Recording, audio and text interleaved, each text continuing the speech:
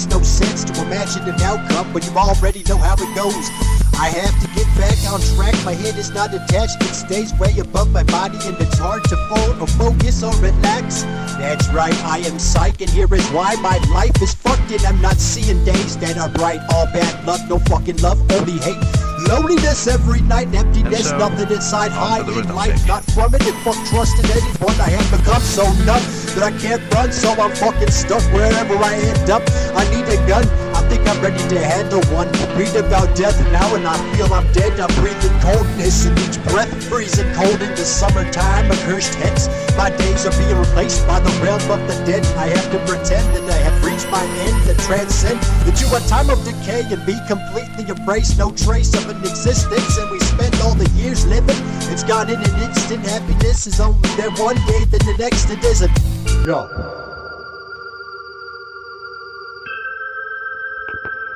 Here we go. It's a fucked up goddamn world, isn't it? It's always fucked the fuck up. Yeah. 1, 2, 3. I woke up again, tired of this shit, and about to give in. Suicide is tempting, has me tempted to fucking end it. Drive a blade into my chest, twist it, tried to bend it. Fuck with drugs because they have showed me love when I needed some. Fuck everyone, and fuck trust, never fucking trust anyone, especially a bitch. I learned the hard way, went through shit, I wish I could get her again. Fuck up, another chance, I want her dead, then I'll relax. Fuck today, by the way, I can't see anything great. Fuck being awake, I'm insane. So why the fuck should I still use my brain? My fucking self is going down the drain, and I don't complain, I love the pain, and feeling life drift away, while leaving my corpse to stay, just to lay, while it rots away. Fuck happiness, I don't get a happy day. I walk around feeling blank, nothing is great. What the fuck is so excited? My life is plain. I have to get higher, fuck facing things this way. Fucking mind needs to stray. Once out this gate, they got me enraged. Not about to change, I get more deranged, just seem a little more strange. I'm on my way to hell and I will burn in the flames. So fuck curses, I'm a fucking curse in your brain.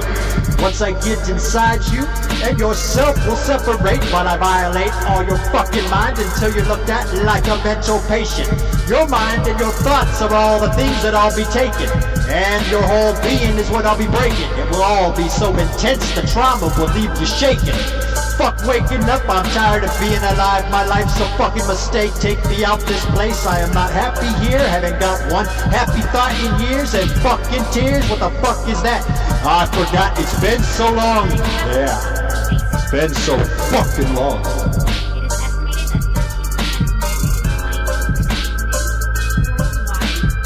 Could meet the criteria for depression at least once in their lives. And one study has shown that as high as 31% of college students might experience this disorder. And these are really high numbers. And so in that way, I think that this term is appropriate. However, I think that the term common cold doesn't really capture the seriousness of this disorder. Because depression isn't just feeling down once in a while. And it's not feeling sadness or grief at appropriate times, which is just a normal part of life. And I think that this term kind of minimizes that part of the disorder. Depression can be triggered by a life event, like a loss or a breakup, but it doesn't have to be. It also doesn't usually appear alone.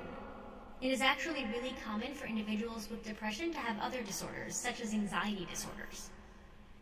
And I've been writing in this blue color to kind of signify depression, but I'm kind of getting bored with it now, so let me switch it up.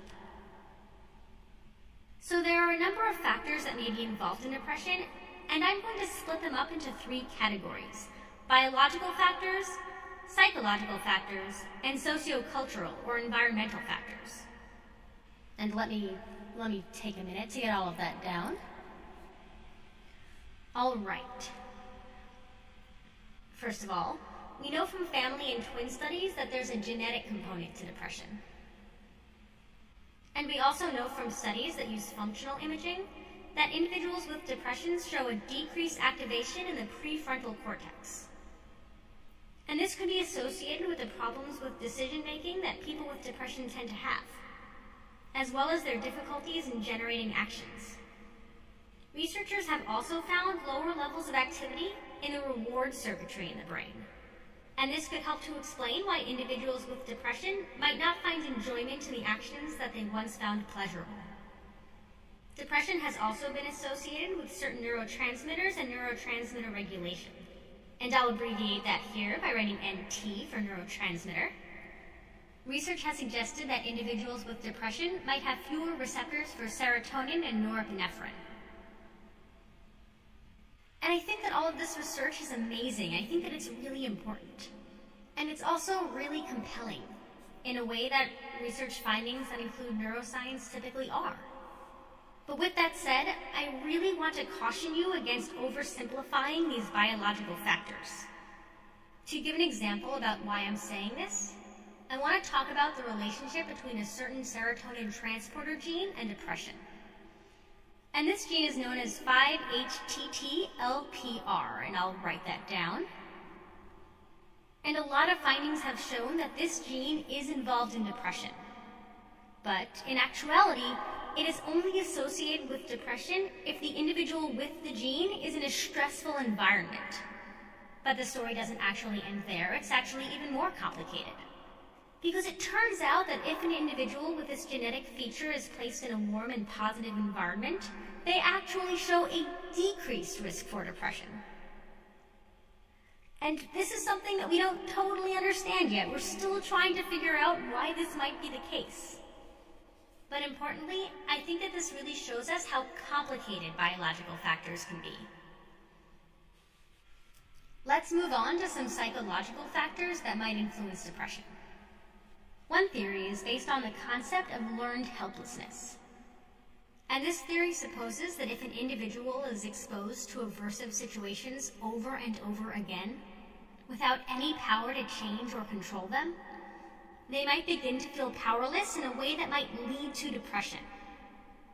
So if someone is exposed to prolonged stress due to family life or bullying or some other cause that they don't have control over, their helplessness could spiral out of control. And they might stop trying to change their situation because they perceive it to be completely helpless. And that's a behavioral theory or way of thinking about depression, but there are cognitive theories about it as well. And these theories tend to focus on thoughts or beliefs that, with repetition, could trigger depression. And while it's true that everyone has negative or self-destructive thoughts every once in a while, generally we are able to step back from them. And we're able to realize that what we're thinking isn't completely logical. But sometimes people can get trapped in these thought patterns, and they might put too much emphasis on negative thoughts and actions and experiences. And when they ruminate on these things, when they turn them over and over in their minds, it's possible that these cognitive distortions might lead to depression. Another cognitive theory about depression focuses on the concept of attribution or explanatory style. Now, as we go about our daily lives, we naturally try to understand and explain the events that go on around us. And when we do this, we can either attribute the things we see to internal or external causes.